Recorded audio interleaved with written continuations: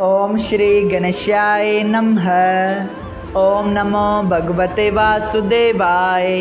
हरे कृष्णा कृष्ण कृष्णा हरे हरे, हरे राम राम राम हरे हरे। तव्हां सभिनी हरि भक्तन के नमस्ते। प्यारा भक्तों, हे कथा पाण गुरु कृपा से हासिल करे रहा आयूं। श्री गणपति सरस्वती जो दरे ध्यान करिया थो मां भागवत महापुराण जो बयान, जैमें व्यासदेव ऐं श्री सुखदेव जी कयो आहे श्री कृष्ण लीला जो गुणगान। सबई चओ जय भागवतम महापुराण। प्यारा भक्तों, कल कथा में पाण श्रीमद् भागवत महापुराण साहिब जे 11 स्कंद जे अध्याय 29 में ॾिठो त भगवान श्री कृष्ण उद्धव जी के मन के वस में करण जे ज्ञान बाबत सॼी कथा ॿुधाइनि था ऐं आख़िर में भगवान श्री कृष्ण उद्धव जी के पंहिंजी चरण पादुकाऊं ॾियनि था ऐं उद्धव जी भगवान श्री कृष्ण जी आज्ञा मूजिब बद्रिका आश्रम में वञी उते भगवान जे ॿुधायल नेमन अनुसार रहण लॻो ऐं अंत ते योग अभ्यास सां पंहिंजो तन त्यागे वञी भगवान जे चरणनि जो ध्यास थी हमेशा लाइ वैकुंठ में निवास कयई। सबई चओ जय श्री कृष्णा। प्यारा भक्तों, अॼु पाण श्रीमद् भागवत महापुराण साहिब जे 11 स्कंद जो अध्याय 30 शुरू करे रहा आयूं, जंहिंजो नालो आहे सभिनी यदुवंशियन जो पाण में विरी नास थियण। प्यारा भक्तों, राजा परीक्षित एतरी कथा ॿुधी पुछियो, हे मुनिनाथ, श्री कृष्ण के श्राप छॾाइण जी सुमर्थी हुई, पोइ छो उन यदुवंशियन ते दया न कई। श्री सुखदेव जी चयो, हे राजा, वासुदेव नंदन पार ब्रह्म परमेश्वर के जो संसारी माया का रहित हो यदुवंशियन जो नाश करण मंजूर हो, पर पाण उन्हनि सभिनी के पालियो हुआई, तंहिं करे पंहिंजे हथ सां मारण वाजिब न ॼाणी ब्राह्मण खां श्राप ॾियारियो। जॾहिं उद्धव बद्री केदार ॾांहुं हलियो वियो तॾहिं श्री कृष्ण वीचार कयो त द्वारिकापुरीअ में श्राप असर कंदो, उन करे सभिनी यदुवंशियन के प्रभास खेत्र में हलण वास्ते चयाई। श्री कृष्ण जी आज्ञा सां राजा उग्रसेन ऐं वासुदेव खां सवाइ सभई यदुवंशी हाथियन घोड़नि ऐं रथनि ते चढ़ी प्रभास क्षेत्र में पहुता। स्नान दान करे उन ॾींहुं तीर्थ विर्त रखी उते टिकी पिया। ॿिए ॾींहुं परमेश्वर जी इच्छा सां सभई यदुवंशी शराब पी दीवाना थी पिया। समुंड जे किनारे ते वेही हर को पंहिंजी पंहिंजी वॾाई करण लॻो। उन वॾाईअ जी ॻाल्हि ते पहिरियां ई स्नान करण वक़्तु पाणीअ जी छिंड सां विरण लॻा, पोइ पाण में तीर ऐं तरारियूं वग़ैरह घणा ई हथियार खणी विरण लॻा। जीअं अधर्म करण वारो वेद ऐं शास्त्र जा वचन कूड़ा ॼाणी पंहिंजे मन में मुआफ़िक़ पाप कनि था, तीअं ब्राह्मण जे श्राप सां यदुवंशी श्याम ऐं बलराम जो सम्झाइण न मञी जॾहिं शीशा यानी के बलराम जीअ सां विरण वास्ते डोरिया, तॾहिं ॿई ॿाहिरि परियां वेही उन्हनि जो तमाशो ॾिसण लॻा। जॾहिं विरंदे विरंदे सभई हथियार भॼी पियनि ऐं हाथी घोड़ा बि मरी वियनि, तॾहिं उहा वल जेका समुंड जे किनारे ते लोह जे चोरे मां पैदा थी हुई, तंहिं सां हिक ॿिए खे मारण लॻा। प्यारा भक्तों, दुर्वासा रखेश्वर जे श्राप मूजिब उन वल जे हणण वक़्तु तरार वांगुरु गाओ थिए थियो। सभई यदुवंशी मरण लॻा। जीअं कालवंती स्त्री ॿिए पुरुष खे ॾिसी लिकियो वञे, तीअं क्रोध पैदा थियण सां सभिनी यदुवंशियुनि जो सतो गुण ऐं ज्ञान शरीर खां हलियो वियो। जीअं बांस जो बन बाहि लॻण सां सड़ियो वञे, तीअं बुरी बुद्धि पैदा थींदे ई पी पुट ॿाहिरि वग़ैरह 56 करोड़ यदुवंशी नास थी विया।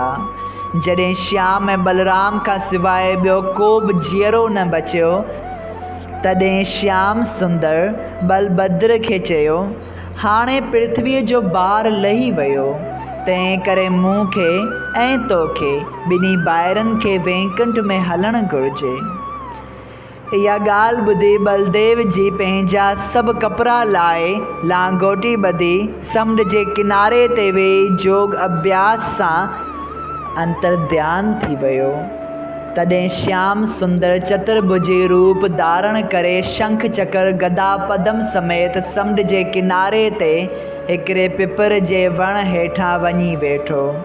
जंहिं वक़्तु श्री कृष्ण वण जे हेठां लेटी पंहिंजो साॼो पेर खाॿे गोॾे ते रखी वैकुंठ वञण जो इरादो कयो, उन वक़्तु वासुदेव नंदन जी इच्छा सां जरा नाले मुहाणो, जो वाली नाले बांदर जो अवतार हो, सो धनुष्य बाण खणी उते वञी पहुतो। उन परे खां मुरली मनोहर जो चमकंदड़ पेर ॾिसी हिरण सम्झी हिकिड़ो तीर हंयो। उहो तीर जंहिं में मछली मां निकितल लोहे टुकर लॻल हुई, सो श्री कृष्ण जे चरण ते अची लॻो। प्यारा भक्तों, जॾहिं उहो मुहाणो पंहिंजो तीर खणण वास्ते वेझो आयो, तॾहिं श्री कृष्ण जे पेर में घाव ॾिसी पीलो थी वियो। सो डिॼंदे डिॼंदे हथ जोड़े चवणु लॻो त हे दीनानाथ, मूं जहिड़ो महा अपराधी प्राणी सारे जगत में न हूंदो। उन पाप करण सबबि मुंहिंजो उद्धार थियणु नामुमकिन आहे। तंहिं करे तव्हां मूंखे पंहिंजे हथ सां मारियो, जंहिं करे मुंहिंजी सज़ा पाइण जो हाल ॿुधी ॿियो को संत महात्मा खे न ॾुखो हे। हे महाप्रभु, जॾहिं अव्हां जी माया खे ब्रह्मा ऐं ॿिया देवताऊं बि ॼाणी नथा सघनि, तॾहिं मूं अधर्मी ऐं अज्ञानीअ खे कहिड़ी सुमर्थी आहे जो तव्हां जी महिमा खे ॼाणी सघां। जॾहिं मुहाणो ॾाढा विलाप करे श्री कृष्ण जे चरणनि ते किरी पियो, तॾहिं श्री कृष्ण खिली फरमायो त तूं को बि फ़िक्र न कर, मुंहिंजी ही मर्ज़ीअ सां तोखां अणॼाणाईअ में इहो अपराध थियो आहे। जीअं ब्रह्मण जो श्राप पूरो न थिए, तूं धीरज रख, तुंहिंजे वास्ते वैकुंठ मां विमान अचे थो। प्यारा भक्तों, इहा ॻाल्हि श्री कृष्ण भॻवान जे वाता निकिरंदे ई हिकिड़ो जराऊ विमान उते अची पहुतो। वैकुंठ नाथ जी आज्ञा सां उहो मुहाणो दिव्य रूप विमान ते चढ़ी वैकुंठ वञी पहुतो। सभई चयो जय श्री कृष्णा। प्यारा भक्तों, एतिरी कथा ॿुधाए श्री सुखदेव जी चयो त हे राजा परीक्षित, जेको अहिड़े दीन दयाल जी शरण छॾे ॿिए जो भरवसो करे थो, तंहिंखे वॾो मूर्ख सम्झणु घुरिजे। उन मुहाणे जे वञण खां पोइ दारक नाले रथ हकलींदड़ उते आयो ऐं जीअं ई मुरली मनोहर खे दंडवत कयाईं, तीअं ई श्री कृष्ण भॻवान जी इच्छा सां उहो रथ गोरनि समेत उॾामी आकाश में हलियो वियो। श्री कृष्ण दारक खे चयो त तूं द्वारिका में वञी वासुदेव ऐं ॿियनि सां यदुवंशियुनि जो हाल करे उन्हनि खे सम्झाइजि त हाणे द्वारिकापुरी समुंड में ॿुॾी वेंदी।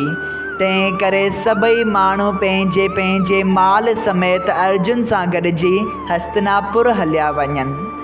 मुंहिंजी तरफ़ां अर्जुन खे चइजि त मुंहिंजे वैकुंठ वञण जो शौक़ु न करे, सभिनी स्त्रियनि ॿुढनि ऐं ॿारनि खे पाण सां वठी जेको ज्ञान मूं गीता में उनखे ॿुधायो आहे सो सच मञे ऐं मुंहिंजे चइननि जो ध्यानु हमेशह कंदो रहे।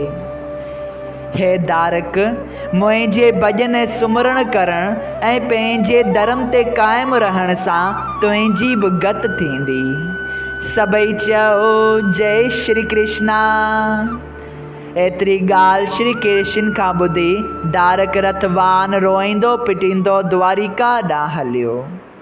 इत श्रीमद् भागवत महापुराण साहिब जे 11 स्कंद जो अध्याय 30 संपूर्ण थियो। अगर तव्हां सभिनी हरि भक्तन के हिन कथा मां लाभ हासिल थियो हुजे त कृपया हिन कथा के ॿियनि हरि भक्तन सां शेयर कजो त उन्हनि जो बि भलो थिए ऐं तव्हांजो बि भलो थिए। सभई चयो जय सिया राम, राधे राधे।